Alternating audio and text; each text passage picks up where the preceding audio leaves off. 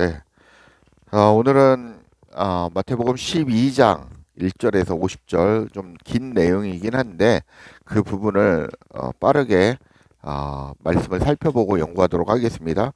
1절에서 8절을 보면 안식일에 밀밭 사이로 예수님과 제자들이 지나갑니다. 지나가면서 제자들이 배고파가지고 밀밭을 꺾어서 비벼가지고 먹습니다. 그 모습을 잘라먹는 사건을 바리새인들이 보고는 왜 해필이면 안식일에 안 되는 일을 하냐 하고 예수님과 제자들에게 질책을 하는 사건입니다. 그러면서 반문을 하는 것이죠. 예수님께 반문을 하고 있습니다. 이에 다윗의 예를 들면서 다윗도 제사장만 먹는 그 진설병을 함께한 자들과 함께 먹었 문제가 없었다. 이게 율법에도 써 있지 않느냐? 너희가 배웠지 않느냐?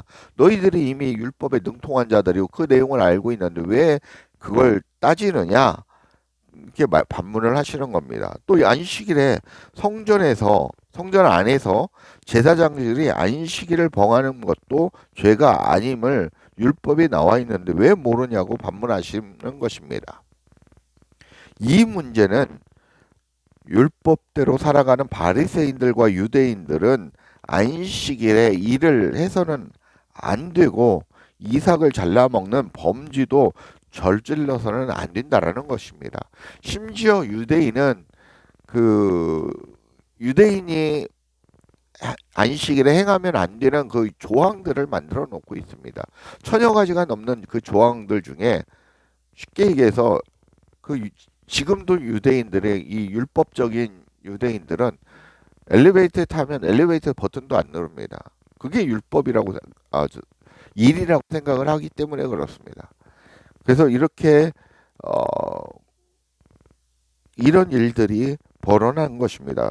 그러나 주님은 바로 안식일의 주인이라고 말씀을 하고 있습니다. 바로 성전임을 얘기하고 있는 것입니다. 인자가 안식일의 주인이고 성전보다 더 큰 이인 사람이 바로 나다라는 것입니다. 그래서 나를 따르는 너희도 안식일의 주인이고 성전이다라고 말씀하고 계신 것입니다. 7절에 보면 나는 자비를 원하고 제사를 원하지 않는다라고 말씀하고 있습니다. 이 자비는 헬라어 1656번입니다.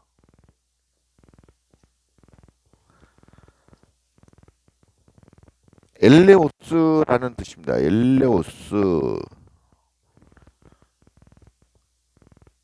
엘레오스라는 뜻입니다. 엘레오스. 이 엘레오스는 자비라는 뜻이고 불쌍히 여김이라는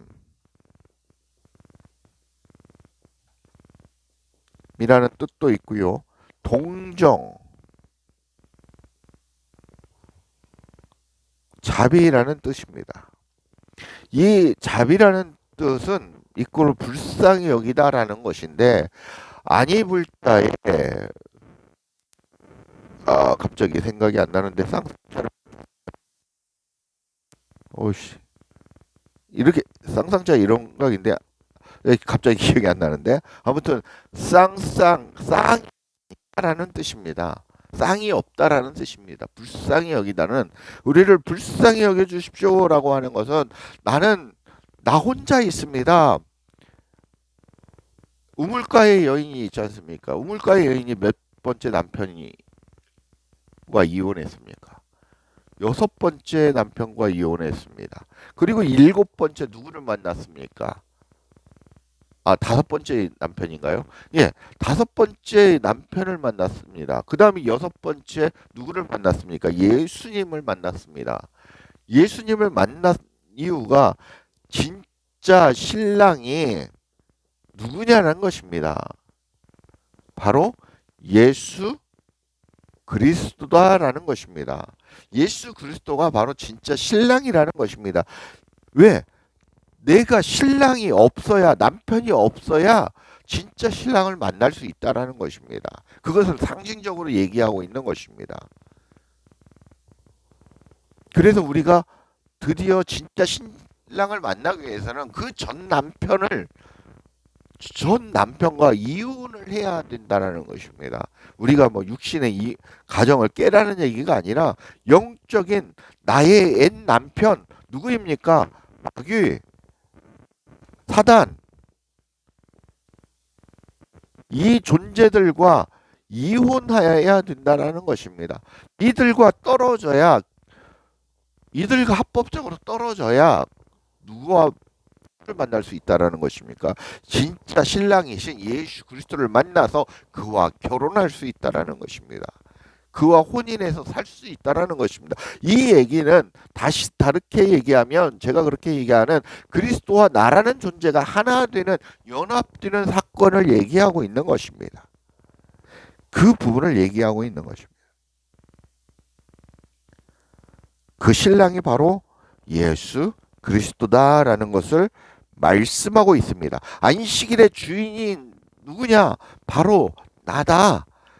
하나님이 보내신 그 아들, 그 선택된 그 아들이 바로 나고 그 아들이 바로 내가 바로 그리스도다. 내가 바로 메시아다라는 것을 선포하고 있는 것입니다. 9절에서 13절을 한번 보면 두 번째 사건이 일어납니다. 예수님께서 그들의 회당에 들어가자 예수님을 고발하고자 한 손 마른 자들 데려다 놓습니다. 그러면서 예수님께 묻습니다. 예수님, 안식일에 병 고치는 일이 맞습니까? 틀립니까? 라고 따지는 것입니다. 이에 양 비유를 합니다. 그래서 안식일에 양을 구덩이에 빠진 양을 죽게 생겼는데 이걸 꺼내지 않겠느냐. 그러면서 너희들은 하나님의 자녀인 너희들은 이 양보다도 훨씬 귀한 존재들이다. 그래서 내가 없다라고 말씀하시면서 그런 선을 행하는 것은 옳다라고 말씀을 하십니다. 그러면서 그 손 마른 자를 고쳐주십니다. 다시 말씀드리면 이 표적과 기적들은 왜 주신다고 하셨습니까? 왜 일어난다고 했습니까? 똑바로 보라고, 똑바로 여러분의 혼과 육과 영혼이 똑바로 주님을 바라보라고, 그리고 본질을 잘 깨달으라고 그런 복음을, 그런 표적과 기적들이 나타나는 것입니다. 지금도 마찬가지입니다. 많은 기적과 병 고치는 은사와 모든 일들이 일어나는데 무엇 때문입니까? 하나님의 복음을 바로 보고 그렇게 하나님과 하나 된 삶을 그렇게 살으라고 그렇게 얘기를 하고 있는 것입니다. 그러나 그 본질을 바리새인들을 알지 못하고 율법적인, 종교적인, 상적인 삶을 강조했다라는 것입니다. 하나님은 나와 너가 만나서 행복하게 살자꾸나라고 하고 있는데 어디에서? 내 안에서. 나는 내 안에 거한다라고 얘기하시는데 우리는 육신의 삶을 얘기합니다. 부를 얘기합니다. 질병을 고치고 풍요를 누리고 이런 걸 얘기합니다. 물론 중요합니다. 왜? 인생이 중요하고 중요합니다. 그러나 하나님과 거리가 먼 문제입니다. 육신이 안 중요하다는 게 아니라 하나님은 그리스도와 내가 하나 되기를 원하는데 너희는 하나님의 성전이고 너희의 이 몸은 하나님의 성전이다라는 것입니다. 그 성전을 일하는 것이 아니라 때를 빌고 배치하는 것도 중요하지만 그건 중요한 게 아니라 내 안에 있는 더러운 것도 내고 버리라는 것입니다. 그것은 말씀과 기도와 찬양을 통해서 이루어진다라는 것입니다. 여기서 말씀하는 것은 이꼬르입니다. 이꼬르. 우리가 기도하는 그 기도가 아니고 우리가 찬양하는 기도 그 찬양이 아니라 우리가 그 하나님이신 채워 나가셔야 된다라는 것입니다. 그러나 지금도 우리는 외적인 종교적인 어떤 그런 부분들을 강조하고 삶이 예배고 예배가 삶이라고 얘기하면서 형식을 강조하고 절차를 강조하고 종교적인 걸 강조하고 있다라는 것입니다. 그런 것은 우리가 삶에서 자유함을 누리지 못하는 삶입니다. 우리는 삶에서 자유를 누려야 되는 삶을 살아야 한다는 것입니다. 14절 보겠습니다. 바리새인들이 나가서 어떻게 하면 예수를 죽일까 의논합니다. 계속해서 그렇습니다. 15절 예수가 이를 아시고 거기를 떠나서 많은 사람이 따르는데 예수께서 그들의 병들을 다 고칩니다. 그러면서 자기를 나타내지 말라고 경고하십니다. 예수님은 전지전능한 하나님의 아들이십니다. 그리고 하나님의 일을 이루기 위해서 오셨습니다. 그런 하나님의 아들이신 메시아가 이런 일들이 소문이 나면 백성들은 무엇을 원하십니까? 육신에 헐벗고 굶주린 노예로 지금 우리가 해방을 하기를 원하는 것입니다. 이 로마의 그 핍박으로부터 해방해서 다윗의 시대처럼 그런 왕정이 튼튼한 나라를 꿈꾸는 것입니다. 그런 메시아로 여겨서 하나님의 뜻을 그르칠 수 있기 때문에 예수님이 소문을 내지 말라, 조용히 있어라 라고 얘기하는 것입니다. 그리고 경고를 하셨던 것입니다. 10절 이는 이사야의 말씀을 통해 18절 보라 내가 택한 종 곧 내 마음에 기뻐하는 바 내가 사랑하는 자로다. 내가 내 영을 그에게 줄 터이니 그가 심판을 이방에게 알리리라 라고 말씀하고 있습니다. 19절에 아무도 길에서 그 소리 듣지 못하리라. 20절에 상한 때를 꺾지 아니하며 꺼져가는 심지를 끄지 아니하기를 심판하여 이길 때까지 하리라. 그 21절에 이방인들이 그의 이름을 바라리라 함을 이루려 하십니다 라고 말씀하고 있습니다. 이 이사야의 말씀이 무엇입니까? 바로 선지자 이사야 선지자를 통해서 말씀하신 분이 바로 예수 그리스도라는 것입니다. 하나님의 선택된 종, 그 마음에 기뻐하는 하나님의 아들이라는 것입니다. 이 아들은 하나님이 택하시고 기뻐하시고 사랑하는 자, 그에게 모든 것을 주셨다라고 하나님의 모든 것을 주셨다라는 것입니다. 그래서 왜 하나님의 모든 것을 주셨습니까? 하나님의 모든 것을 주신 것은 이유는 무엇입니까? 하나님의 일을 하라고, 하나님의 뜻을 이루라고 하나님의 모든 것을 주셨다는 것입니다. 여러분도 마찬가지입니다. 예수 그리스도와 하나 된 자는 하나님의 모든 것을 받은 하나님의 일꾼이요 백성이라는 것을 우리가 깨달을 수 있습니다. 알아볼 수 있습니다. 그래서 여러분들이 이 땅에 하나님께서 보내신 이유, 본질이 있습니다. 그것을 삶을 살면서 이루어 가셔야 된다는 것입니다. 많은 것들을 하는 게 아닙니다. 그러나 우리의 받은 본분, 거저 받았으니 거저 주어야 된다는 것입니다. 그 복음을, 생명을 거저 주셔야 된다는 것입니다. 그게 어디까지? 이방인들에게까지. 이방인이 누구입니까? 우리 아닙니까?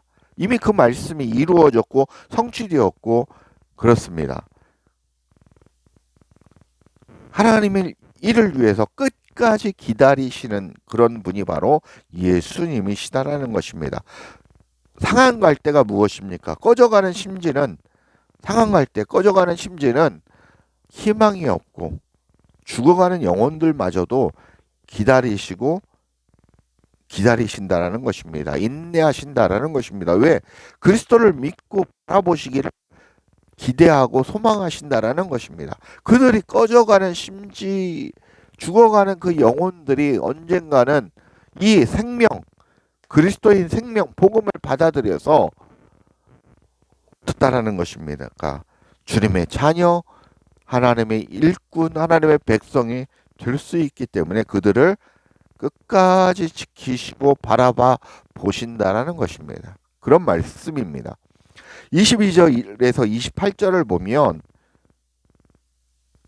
어떤 내용입니까? 이제 귀신이 들려가지고 눈 멀고 말 못하는 사람을 데려와서 고쳐 주십니다. 데려오니까 눈 멀고 말 못하는 사람을 데려오니까 예수님이 고쳐 주십니다. 그런데 시민들은 다윗의 자손이 아닌가 자손이십니다라고 고백을 하는 거죠. 근데 바리새인과 유대인들은 바리새인들은 무엇입니까? 귀신의 왕 바알세불을 힘입어 귀신을 쫓아낸다라고 억지 소문을 냅니다. 그러자 예수님이 말씀하시죠. 스스로 분쟁하는 나라마다 황폐하여질 것이요 스스로 분쟁하는 동네마다 집마다 서지 못하리라. 만일 사탄이 사탄을 쫓아내면 스스로 분쟁하는 것이 이 말이 너희가 하는 말이 안 맞다.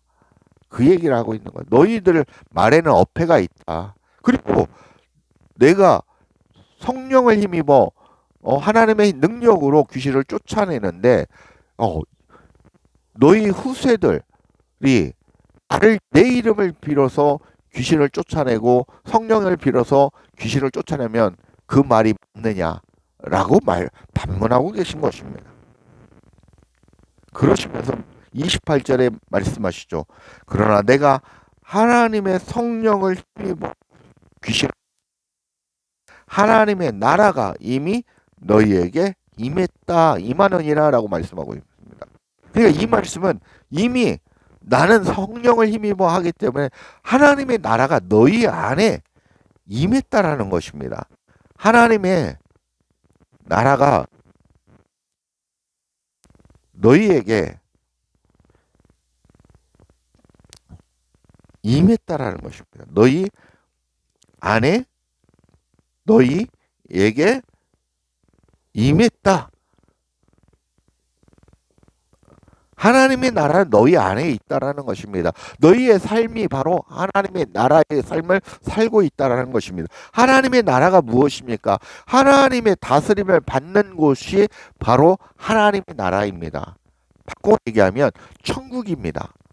천국이 바로 하나님의 통치와 다스림을 받는 곳이 천국입니다.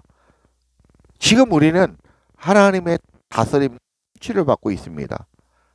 우리 안에서 그분이 들어와서 그분의 다스림과 통치를 받고 있는 것입니다. 그게 바로 천국이라고 말씀을 드릴 수 있습니다. 지금 우리는 천국의 삶을 살고 있음을 예수님 강하게 얘기하고 계신 것입니다. 29절부터 32절까지 보면 사람이 먼저 강한 자를 결박하지 않고서 그 강한 자의 집에 어떻게 강탈하겠느냐. 나와 함께 아니하는 자는 나를 반대하는 자고 나와 함께 아니한 자는 나를 해치는 자다. 31절에 성령을 모독하는 것은 사하심을 얻지 못하고 32절에 누구든지 말로 성령을 거역하면 이 세상과 오는 세상에 사하심을 얻지 못하리다 라고 말씀하고 계십니다. 이 얘기는 무엇입니까? 성령 회방치, 성령 거역죄 아닙니까? 예수님과 함께하는 자가 바로 죄사함과 성령의 인침을 받고 성령과 동행하는 삶을 얻는 자이다라고 얘기하는 것입니다. 예수님을 믿고 그분과 함께하는 자가 성령 하나님의 인침을 받고 그분의 인도하심을 받는 자다라는 것을 얘기하고 있다. 함께하는 자는 예수 그리스도와 한 자를 얘기하고 있습니다. 믿음이란 존재의 상태가 된 자, 믿음의 상태가 된 존재의 상태인 자, 믿음이란 주여 믿습니다 이런 믿음이 아니라 내가 그리스도 하나 되어서 믿음이라는 그런 존재 그 가운데 하나님의 말씀을 듣고 알고 깨달아 간직함으로써 믿음이 성장해 가는 것입니다.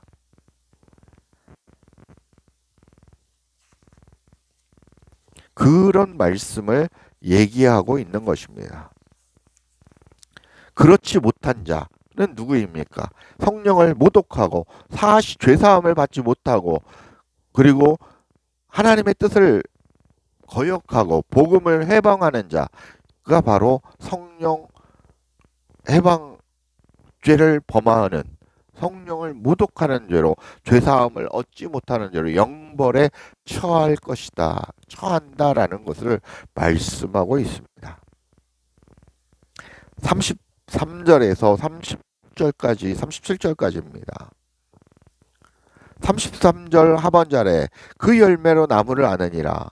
34절에 그러면서 독사의 자식들아 너희는 악하니 어떻게 선한 말을 할 수 있느냐, 이는 마음에 가득한 것을 입으로 말함이라. 선한 사람은 그 쌓은 선에서 선한 것을 내고 악한 사람은 그 쌓은 악에서 악한 것을 내느니라. 36절 중반에 사람이 무슨 무익한 말을 하든지 심판날에 이에 대하여 신문을 받으리라. 내 말로 의롭다함을 받고 내 말로 정죄함을 받으리라 라고 말씀하고 있습니다. 믿음의 상태가 된 자와 믿음의 상태가 되지 못한 자, 그리스도와 하나 된 자와 그리스도와 하나 되지 못한 자를 얘기하고 있습니다. 그리스도와 하나가 된 자가 진짜 좋은 나무요, 좋은 열매를 맺을 수 있는 나무라는 것입니다.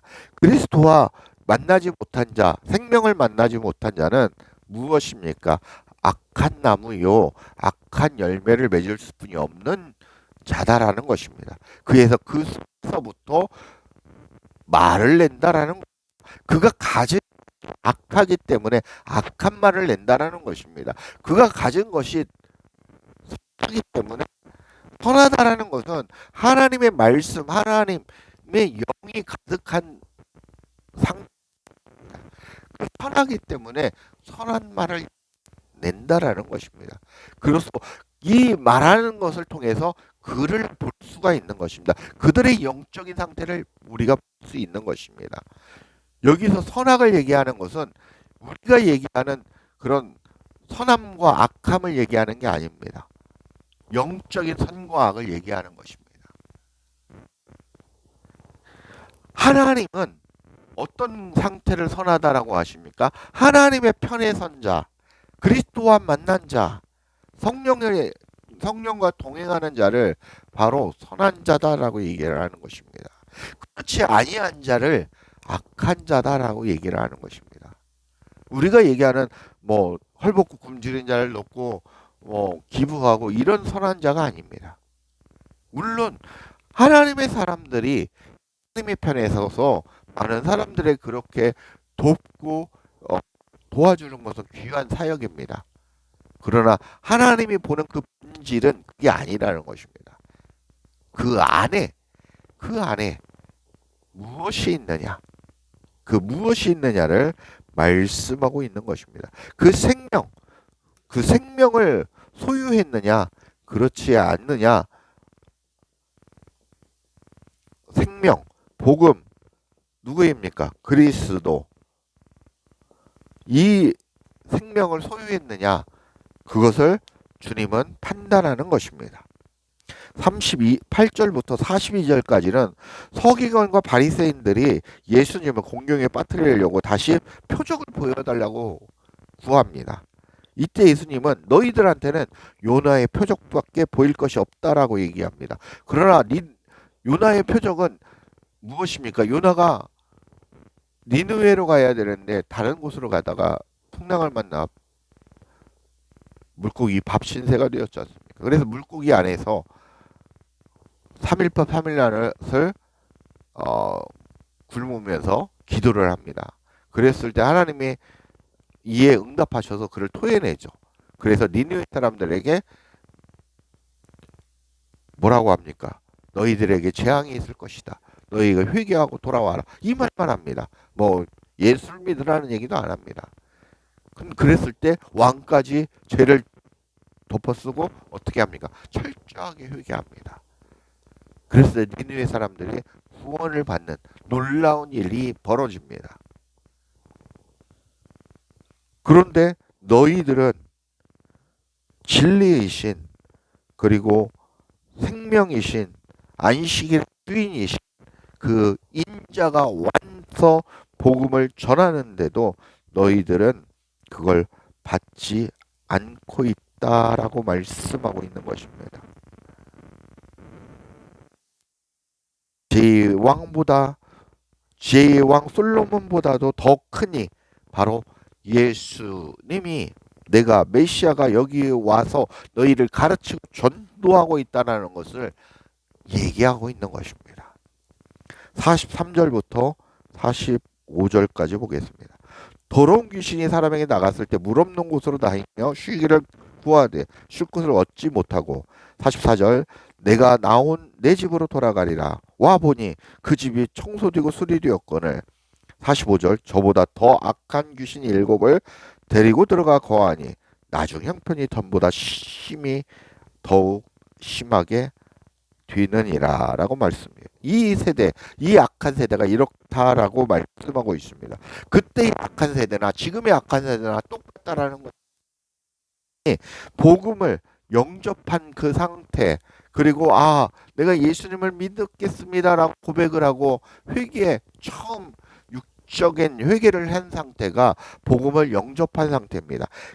그로 말미암아 내 안에 성전이 청소되고 소재가 되고 어떻게 됐다 깨끗하게 우리가 못합니다. 그 다음 단계가 무엇입니까? 진리의 성령. 그 주님이 안에 계셔서 진리의 말씀을 채워 나갈 때 아무것도 범하지 못하고 다시 귀신들이 들어오지 못합니다. 그런데 내 안에 성전이 깨끗하게 치워졌는데 아무것도 없습니다. 비어 있습니다. 그럼 누가 귀신이 옳다구나. 청소도 되었고 깨끗하네. 아이고 살기 좋네. 야 우리 집이다 하고 들어와서 일곱 귀신이 들어오는 것입니다. 실제 그렇습니다. 실제 우리가 예수 믿는 사람이 더 위험합니다. 왜요? 청소되고 깨끗하게 되었는데 진리의 영이신 그리스도 생명의 말씀을 채우고 나가지 못하면 여러분들은 더 악한 상태, 더 심한 상태, 더 독한 놈들을 데리고 더 센 놈들이 들어옵니다. 그래서 우리가 인생사를 살 때 계속해서 진리의 말씀을 먹고 마셔야 되는 이유가 말씀을 채워나갈 때 내 안에 있는 수많은 가나안 칠족속, 수많은 쓴뿌리들이 빠져나간다고 제가 말씀을 드렸지 않습니까? 그게 무엇이라고 말씀드렸습니까? 사도 바울이 나는 날 고백입니다. 죽어야 됩니다. 우리는 날마다 말씀으로 죽어야 된다라는 것입니다. 그렇게 내 안이 청소되고 깨끗하게 채워져야 된다는 것입니다. 무엇으로? 진리이신 말씀이신 그 복음으로 내 말씀으로 하나님의 말씀으로 채워 나가야 된다는 것입니다. 그 얘기를 하고 있는 것입니다. 영적인 이 마태복음 12장은 영적인 그런 귀한 그런 사건을 통해서 그런 비밀을 얘기하고 있는 것입니다. 46절에서 50절을 보면 예수님의 형제 자매는 무엇입니까? 혈육관계가 아니라는 것입니다. 무엇을 얘기하십니까? 아버지의 뜻대로 하늘 아버지의 뜻대로 성부 하나님의 뜻대로 행하는 자 생명이신 그리스도를 소유한 자 믿음을 가지고 지키는 자 하나님의 처소가 되어 성전이 되어가는 자를 얘기하고 있습니다. 그 자가 바로 내 형제, 내 자매다. 나의 신부다라고 얘기하고 있는 것입니다. 그 얘기를 하고 있는 것입니다. 너희들 기적과 표적만 따르지 말고 그 본질을 보라는 본질을 깨달으라는 것입니다. 이제는 너희 마음이 너희 성전이 청소가 되어서 내 안에 너가 그리스도와 하나가 되어서 그 하나님이 함께 네 안에 거주함으로 하나님의 말씀을 계속해서 채워 나감으로 성령이 충만한 삶 말씀이 채워지는 게 성령의 충만한 삶이지 죄의 불로 이런 게 충만한 삶이 아닙니다. 말씀으로 채워 성령님의 인도함을 받는 삶이 성령 충만한 삶입니다. 를 깨달아야 되고 알아야 되고 그 말씀을 간직해야 되는 것입니다. 그리고 간직했다면 이 진리의 복음을 이웃에게 증거하는 삶, 내어주는 삶, 거저 받았으니 거저 주는 것입니다. 그런 삶을 살라고 주님은 오늘 또 을 통해 인들을 통해 그런 육신적인 삶을 통해서 이렇게 말씀을 맺겠습니다. 우리는 바로 예수 그리스도와 하나님의 율법에 매이지 않고 하나님의 성전으로 그 초소가 되어가는 삶을 살아야 하겠습니다. 하나님의 초소를 생명으로 가득 채워가는 삶이 하나님의 뜻대로 사는, 그리고 주님과 동행하는 삶을 사는 것입니다. 그렇게 하나님의 초가 되었다면 이제는 그 복음을, 그 생명을 나누며 살아가는 귀한 우리 성도님들이 되길 주 예수 그리스도의 이름으로 간절히 축복하고 축원합니다. 감사합니다.